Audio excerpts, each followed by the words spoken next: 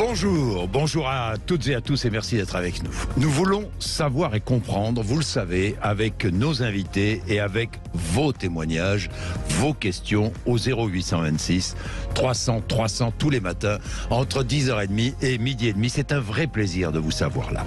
Hier, rappelez-vous, j'insistais sérieusement sur le désordre mondial. Eh bien, c'est une réalité. Et la réalité s'impose. Ce matin, Vladimir Poutine a décrété une mobilisation partielle en Russie. Tous les réservistes devront aller se battre en Ukraine. Il a aussi répété que la Russie utiliserait toutes les armes nécessaires pour défendre ses intérêts.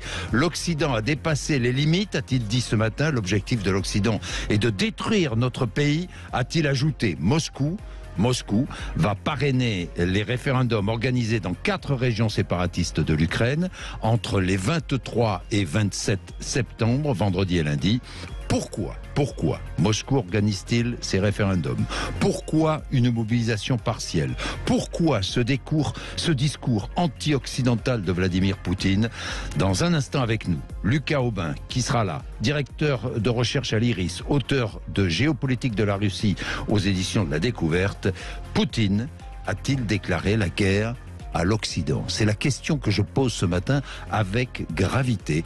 Et vous appelez au 0826 300 300. Autre gros sujet développé ce matin, la réforme des retraites. Emmanuel Macron veut la relancer. Décision imminente.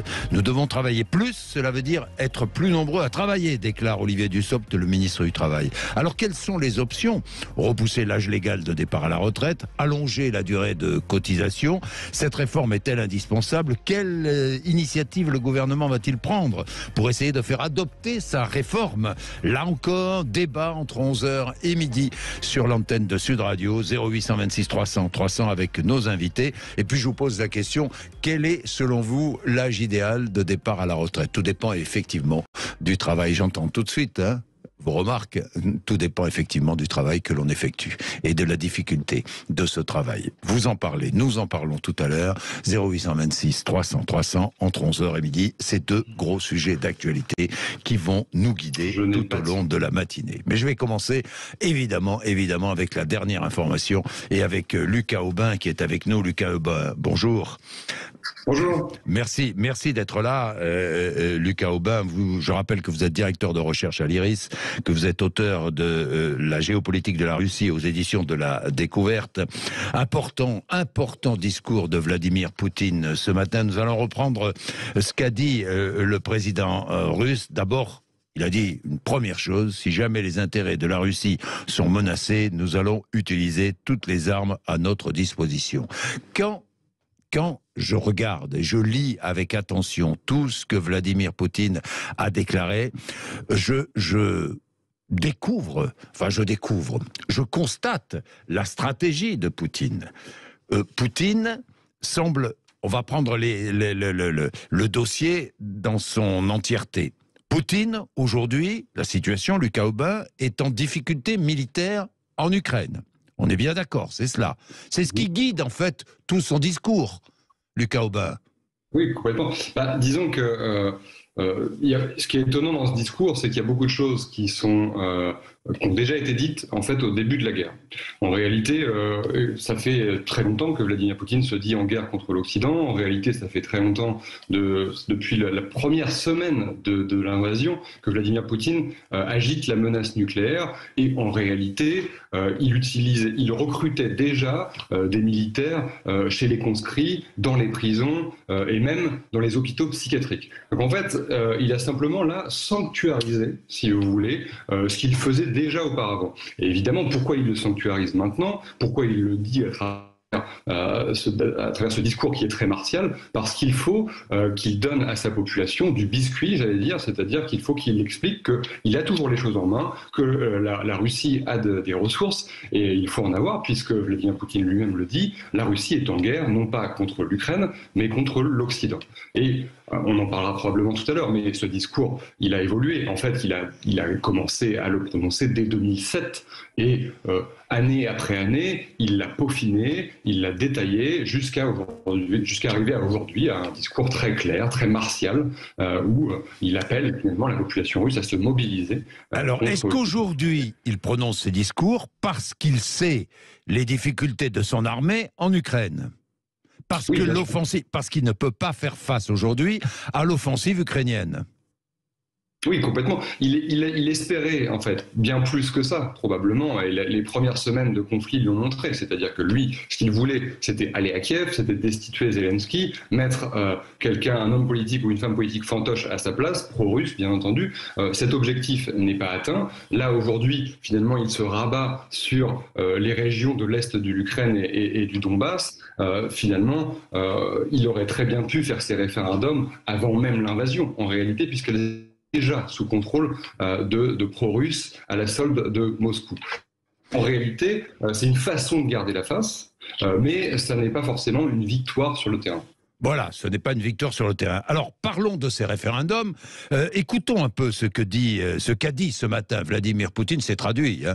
Écoutons ce qu'a dit Vladimir Poutine à propos de ces référendums dans 4 régions annexées aujourd'hui par la Russie. Les administrations militaires de Zaporozhia, de Kherson, de Lugansk et de Donetsk ont pris la décision souveraine de se tourner vers nous et ils nous ont sollicité pour mettre en place des référendums. Ainsi, je vous annonce que nous allons appuyer leur démarche.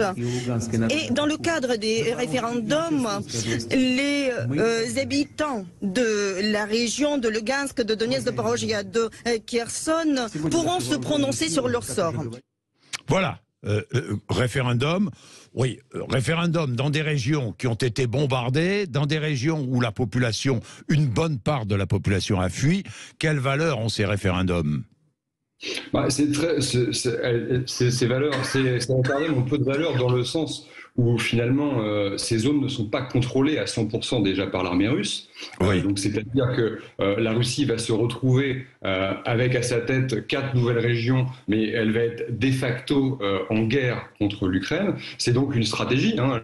L'idée, c'est d'utiliser ces référendums et ces territoires qui vont du coup passer d'une main à l'autre, hein, selon en tout cas le régime russe, lundi prochain, et les utiliser justement comme un argument pour dire, vous voyez, on est attaqué par l'Ukraine sur notre territoire. L'Ukraine est financée et sous perfusion militaire des puissances occidentales, donc nous sommes officiellement en guerre. Et c'est une façon finalement de faire pression contre les Occidentaux pour leur dire si vous continuez ainsi, ça veut dire que vous êtes co-belligérants et alors nous pourrons faire usage de la force militaire. Voilà, voilà. Ça veut dire, Lucas Aubin, c'est clair, c'est clair. Annexion de ces territoires feront, après le résultat du référendum qui ne fait absolument aucun doute, feront partie de la Fédération de Russie. Donc si on agresse ces territoires, c'est comme si on agressait la Russie. Et si on agresse la Russie, ben, ça me donne la possibilité d'utiliser toutes les armes que je veux, même les armes nucléaires. Est-ce cela ? Oui, c'est tout à fait cela. C'est tout à fait cela la stratégie. Mais évidemment, il y a encore tout un monde entre le moment où Vladimir Poutine brandira la menace nucléaire et il l'utilisera. Il ne l'utilisera très probablement pas, mais il va s'engager dans un bras de fer psychologique avec les puissances occidentales pour leur dire si vous continuez à mettre sous perfusion militaire et économique l'Ukraine, alors nous réagirons de la façon la pire qu'il soit. Évidemment, hier soir, on a probablement tous entendu, parce qu'on attendait justement le discours de Vladimir Poutine qui n'est jamais venu. Du coup, beaucoup de gens se sont branchés sur la télévision russe pour essayer d'avoir des informations. Et on a tous vu que le discours dans la télévision russe, il met l'accent sur ça, c'est-à-dire on brandit la menace nucléaire. Ensuite, le problème, c'est que Vladimir Poutine, il l'a déjà fait, je le répète, hein, dans les 2 premières semaines de guerre, il a déjà brandi la menace nucléaire, il ne l'a pas utilisée, puisqu'il sait très bien que s'il franchissait ce cap, il ne serait pas simplement le paria des puissances occidentales, il serait le paria de la planète entière. De la planète entière. Lucas Aubin, est-ce qu'on peut dire qu'il a franchi une étape supplémentaire, un pas de plus vers une guerre totale, déclarée à l'Occident. Déclarée à l'Occident, je dirais pas jusque-là, puisque finalement l'annexion de la Crimée à l'époque allait déjà dans cette direction-là. On est dans la suite logique Là, aujourd'hui, c'est beaucoup plus impressionnant parce qu'effectivement, on passe d'une annexion qui était, je dirais, très propre, entre guillemets, hein, évidemment, en 2014, à là une guerre qui est beaucoup plus sale, qui est beaucoup plus visible, avec des documents vidéo, des documents audio qu'on a tous entendus, tous vus depuis maintenant 7 mois. C'est ça la grande différence, finalement, c'est que Vladimir Poutine n'arrive pas à ses fins facilement comme il aurait pu l'espérer. Et finalement, c'est aussi un aveu de faiblesse. Tous ces discours qu'on a entendus de la part de Vladimir Poutine aujourd'hui, de Sergueï Shoigu ensuite, c'est de dire la Russie est en difficulté sur le terrain, la Russie n'arrive pas à ses fins. Je le rappelle, mais la Russie souhaitait la destitution de Zelensky. Tout ce qu'elle a réussi à faire, finalement, c'est de faire de Zelensky un héros pour la plupart des puissances occidentales, en tout cas, et de faire de l'Ukraine un pays qui est désormais candidat à l'Union européenne, voire potentiellement dans le futur à l'intégration à l'OTAN. Donc Vladimir Poutine est en difficulté, il tente de réagir sur le terrain comme il le peut. Actuellement, ses moyens semblent pour le moment dérisoires, et je le répète à nouveau, mais la conscription est un effet d'annonce, mais l'armée russe procédait déjà en amont depuis plusieurs mois au recrutement de conscrits, au recrutement de... Oui, mais c'est aussi une manière, enfin ce discours, c'est aussi une manière de répondre à une inquiétude du peuple russe. Lucas Aubin, je dis cela, de nombreux Russes quittent le pays aujourd'hui, on le sait. Donc il répond aussi à l'inquiétude du peuple russe, c'est cela ? Alors, il y a deux choses. D'une part, il répond à une vraie urgence militaire sur le terrain. Ça, c'est la première chose. Il perd du terrain jour après jour. Les villes sont reprises par l'armée ukrainienne de façon très régulière. Ça, c'est la première chose. C'est pour ça qu'il réagit de cette façon-là actuellement. Ensuite, pourquoi il a parlé de conscription partielle, de mobilisation plutôt, partielle, parce qu'il est impossible pour lui de parler de mobilisation totale, parce qu'il cherche absolument, c'est une de ses stratégies, il cherche à faire en sorte que la population russe soit la plus passive possible, parce que le risque en Russie, c'est que la population se mobilise à un moment donné contre ce régime face à une guerre qu'elle ne comprend pas forcément. Il faut rappeler les liens, on les connaît, entre l'Ukraine et la Russie. Beaucoup de Russes ont de la famille en Ukraine, beaucoup d'Ukrainiens ont de la famille en Russie, etc. Donc ces populations discutent entre elles. Ces populations se disputent probablement, mais en tout cas, ces populations ont des liens. Actuellement, la Russie cherchait jusqu'à présent à éloigner la population russe de cette guerre. Actuellement, il n'a pas le choix parce que sur le terrain, il est dans l'urgence. Et donc, du coup, la population russe va probablement réagir. On l'a vu. Les avions ont été remplis en quelques heures, les avions pour Istanbul notamment, et dans la foulée, on s'est rendu compte que finalement Vladimir Poutine interdisait les hommes de 18 à 65 ans à quitter le territoire russe. Aujourd'hui, un homme de 18 à 65 ans ne peut prendre l'avion pour quitter le territoire russe. Donc, mobilisation partielle, en réalité, peut-être que dans les faits, les hommes ne peuvent déjà plus quitter la Russie. Ça, c'est très très intéressant, Lucas Aubin. Dans les faits, les hommes de 18 à 65 ans ne peuvent plus quitter la Russie aujourd'hui. Lucas Aubin, je vous garde encore quelques minutes parce que de nombreux auditeurs sont là pour vous interroger, pour faire des remarques, pour intervenir. Vincent, par exemple, et d'autres 0826 300 300, c'est passionnant. Alors, Emmanuel Macron, l'Occident, pour l'instant, l'Occident n'a pas vraiment répondu, mais Emmanuel Macron a répondu à propos des référendums, je cite, ces référendums sont une parodie. Aujourd'hui, nous avons une guerre d'annexion lancée par la Russie contre l'Ukraine. La Russie doit quitter les territoires ukrainiens et respecter les frontières internationalement reconnues. L'idée d'organiser des référendums dans des régions bombardées où la population a dû fuir, c'est la signature du cynisme. Voilà ce qu'a dit Emmanuel Macron. Il est 10h44, vous êtes sur Sud Radio. Je tiens beaucoup évidemment à ce sujet parce qu'il est très très très important, au-delà de toutes nos querelles intestines ici en France ou anecdotiques. Ça, c'est le sort du monde qui est en train de se jouer. Vous êtes sur Sud Radio, 10h44. Merci, à tout de suite. Il est 10h47. Retour sur les dernières déclarations de Vladimir Poutine avec, vous le savez, référendum du 23 au 27 dans 4 régions annexées, mobilisation partielle en Russie, menace d'utiliser toutes les armes si la Russie est attaquée, et notamment l'arme nucléaire. Je crois qu'il faut, et Lucas Aubin nous a bien résumé, Lucas Aubin qui est directeur de recherche à l'IRIS, auteur des géopolitiques de la Russie aux éditions de la Découverte, ça a bien résumé la situation. Vladimir Poutine avait déjà dit ce qu'il a dit ce matin, sauf que aujourd'hui la situation évidemment a évolué. Ce qu'on peut dire aussi, c'est qu'il faut rester lucide. lucide et garder la tête froide autour de ce que dit Vladimir Poutine. Encore une fois, nous n'allons pas, comme le font beaucoup, choisir un camp, le camp absolument ukrainien, le camp absolument russe, avec le bon, le méchant d'un côté. Il faut être juste, essayer de comprendre et de savoir, essayer de comprendre ce que veut dire et quels sont les objectifs de Vladimir Poutine, quelle est la situation aujourd'hui. Lucas Aubin, je vous propose d'écouter nos auditeurs, vous allez pouvoir leur répondre parce que je suis persuadé que vous allez les éclairer. D'abord, Christophe est à Villefranche-de-Rouergue dans l'Aveyron. Bonjour Christophe. Bonjour à tous. Merci d'être avec nous. Que vouliez-vous dire sur les dernières déclarations de Vladimir Poutine ? Eh bien, il ne faut pas oublier que Vladimir Poutine, c'est un judoka, donc il maîtrise l'art de se défendre quand il se fait attaquer, tout simplement. Voilà. Bon, donc, mais il se fait attaquer par qui ? Mais il voit bien lui que dit que l'Occident l'attaque, voilà. C'est ce qu'il dit, c'est sa rhétorique. Lucas Aubin, et pour lui, c'est clair, enfin c'est ce qu'il dit à son peuple, c'est ce qu'il dit au monde. Si je suis en Ukraine, c'est parce que l'Occident m'attaque, et aujourd'hui, si je tiens ce discours, c'est parce que je suis attaqué par l'Occident.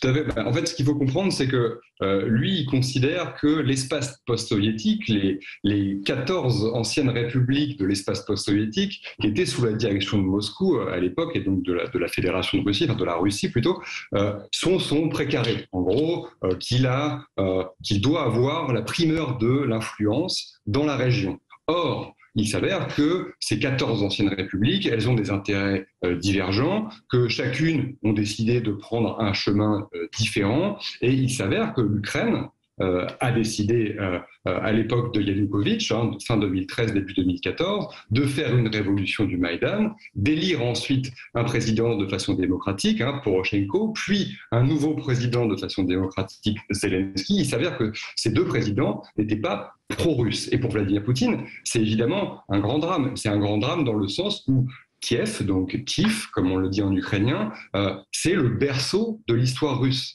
Il faut se souvenir qu'au début du premier millénaire, en 1100, les premiers peuples slaves se sont constitués autour de Kiev. Et ensuite, quelques décennies plus tard, c'est Moscou qui est devenu finalement la capitale de la Moscovie, comme on l'appelait à l'époque. Et donc, dans le narratif, si vous voulez, le roman national russe, Kiev appartient à l'histoire russe et doit revenir dans son giron. Et il est hors de question, évidemment, que l'Ukraine regarde à l'ouest. Alors, c'est ce que voulait Vladimir Poutine au début de son offensive. Bon, il s'est aperçu que militairement, il n'y arriverait pas. Il n'arriverait pas à changer le pouvoir à Kiev. Donc aujourd'hui, sa position, Christophe dit, Poutine n'a aucune limite, ne craint personne, j'ai même peur qu'il utilise l'arme nucléaire, personne ne peut le raisonner. Que dites-vous à Christophe ? Non, je pense que Vladimir Poutine en interne a beaucoup de gens à contenter. C'est-à-dire qu'il y a beaucoup de gens qui, chez les élites russes, qui sont inquiets. On pense notamment aux oligarques qui doivent, eux, continuer de faire des affaires dans le monde entier. Et on sait que les oligarques sont finalement le bras armé de Vladimir Poutine, en tout cas son bras armé d'un point de vue économique. Donc pour eux, il faut leur dire, attention, cette guerre ne va pas durer, puisque sinon, si les oligarques décident de le lâcher, alors il va se retrouver bien seul au sommet de sa tour d'ivoire. Ensuite, il doit contenter les politiques. Et chez les politiques en Russie, on a plusieurs camps. On a l'extrême droite qui, elle, est favorable à une guerre totale, concrètement, qui est favorable au fait d'une mobilisation générale, à un assaut à nouveau à Kiev, etc., etc. Et puis, on a, disons, la gauche plus modérée qui, elle, est moins va-t-en-guerre, mais par contre qui souhaite que l'Est de l'Ukraine soit annexé. Donc Vladimir Poutine doit composer avec toutes ces personnalités, toutes ces élites différentes, et en plus de ça, je le répète, mais il doit composer aussi avec sa population. Or, sa population, il n'est pas du tout certain qu'elle soit favorable à cette guerre, et il n'y a pas plus tard que ce matin, suite à la conscription, à la mobilisation partielle, on a vu des appels sur Internet de la part d'individus en Russie qui appelaient justement à des manifestations dans les grandes villes de Russie dès ce soir. Et donc, c'est pas impossible qu'on assiste très rapidement à des manifestations dans les rues de Moscou, de Saint-Pétersbourg, etc. Bien, merci Christophe. Guy, qui est à Toulon. Bonjour Guy. Oui, bonjour. Bonjour, voilà. Qu'est-ce que vous voulez dire ? Monsieur Bourdin, d'abord, je vais vous dire, je vous félicite parce que vous êtes une des rares personnes à dire qu'il faut voir de tous les côtés. Mais bien sûr, mais bien Voilà. sûr. Mais bien Et sûr. donc, vous, et bon, là, Sud Radio, moi, je suis assez perplexe. Bon, on a donné à un pyromane, on lui a donné des allumettes. Donc maintenant, on s'étonne qu'il y ait le feu. J'ai écouté assez longuement diverses personnes que vous laissez parler sur Sud Radio, et cette histoire, elle n'est peut-être pas que le chevalier blanc Zelensky est le meilleur de tous. Maintenant, Monsieur Poutine, c'est un fou, on le savait. On lui a donné des allumettes, il met le feu, et maintenant on s'est dit, ah ben mince, il y a tout qui brûle. Non, fou, Guy, on peut pas, je peux pas dire Je fou. vous dis un fou. C'est des mots, c'est un mot excessif. C'est une façon de parler, c'est un mot excessif. Mais c'est quelqu'un qui, on connaît ses travers, il a des objectifs. Moi, si je résume la situation, Guy, et Lucas Aubin il a des objectifs. Aujourd'hui, il avait un objectif au départ, il n'a pas réussi à remplir son objectif de départ. Donc aujourd'hui, il est un peu acculé. C'est qui explique son discours de ce matin. Pour résumer un peu rapidement, Guy, vous voulez ajouter? Oui, je voulais rajouter juste une petite chose. J'ai entendu sur votre radio, Monsieur Debré, qui expliquait que le père, qui expliquait qu'avec Monsieur Gorbatchev, qui est parti il n'y a pas longtemps, qu'ils avaient averti en 2016, tous les deux, que Poutine c'était pas Gorbatchev, et que lui il discuterait pas, et que s'il prenait une décision, il la prendrait et il irait jusqu'au bout. Mais il y avait Guy, des accords tacites qui avaient été passés qui n'étaient pas respectés. Non, mais ça, je comprends très bien, Guy. Voilà. Je comprends très bien. Merci, Guy. Je comprends très bien. Oui, c'est évident que c'est pas Gorbatchev, Poutine. Mais attention, ne considérons pas que Poutine est un fou irresponsable, hein, Lucas Aubin. Non, mais le problème, c'est qu'à partir du moment où on le qualifie de fou, en fait, on décrédibilise et on s'empêche de comprendre l'ensemble de sa politique. Voilà. En fait. Et ça, ça devient compliqué, parce que comprendre, c'est la première chose pour ensuite essayer de résoudre. Exactement. Comprendre, avant tout. Essayons de comprendre. Vladimir Poutine mène véritablement, si on remonte dans le temps, il mène une guerre politique contre l'Occident qui est en train de se transformer en ce moment même en une guerre, disons, plus classique, plus traditionnelle. Alors on n'en est pas encore là, mais effectivement... Mais ça inquiète tout le monde, Lucas Aubin. Vous comprenez que ça puisse inquiéter tout le monde. Et la question qu'on se pose, c'est est-ce qu'on est en route vers une nouvelle guerre mondiale ? C'est évidemment. Alors, il y a une phrase en russe et qui est souvent dite en Russie, c'est « le passé de la Russie est imprévisible ». Et moi, ce que j'aime bien rétorquer à cette phrase, c'est que du coup, il est impossible de prévoir son futur, encore moins que pour la plupart des autres États, puisque, on le sait, depuis 2014, qui aurait pu prévoir que la Crimée allait être annexée? Qui allait pu prévoir que la Russie allait envahir l'Ukraine jusqu'à Kiev? Qui allait pu prévoir que Vladimir Poutine allait régulièrement invoquer la menace nucléaire? Honnêtement, peu de chercheurs allaient jusque-là, en tout cas à l'époque avant 2014. Oui. Aujourd'hui, évidemment, c'est devenu une réalité et il faut s'adapter à cette nouvelle réalité. En revanche, ce que je voulais rajouter, c'est que cette guerre politique, elle remonte en fait aux révolutions oranges qui ont eu lieu en ex-URSS en 2004, en 2005 et dans les années qui ont suivi. Ces révolutions oranges, c'était des révolutions pacifiques qui se sont tenues au Kyrgyzstan, qui se sont tenues en Ukraine, etc. Et à partir de ce moment-là, Vladimir Poutine, lui, il a considéré que ces révolutions oranges, elles étaient orchestrées et financées par les puissances occidentales. Et c'est à partir de là qu'il a commencé à organiser tout un système complet, donc avec des médias, avec des groupes politiques, avec des agents d'influence. On peut penser au groupe Wagner notamment, on peut penser à RT France, on peut penser à Sputnik News, les médias d'influence russes à l'étranger, etc. Tous ces éléments ont été créés, ont été construits patiemment par Vladimir Poutine pour permettre à la Russie de rayonner à l'international. Aujourd'hui, dans l'état de guerre totale, en tout cas avec l'Ukraine, évidemment, ces éléments sont mis à terre et on pense dorénavant aux soldats qui combattent à l'est de l'Ukraine. Merci beaucoup, merci Lucas Aubin d'avoir été notre invité ce matin, c'est passionnant. Il faut regarder tout cela avec beaucoup de distance, même si c'est difficile parce qu'on est tous inquiets, effectivement.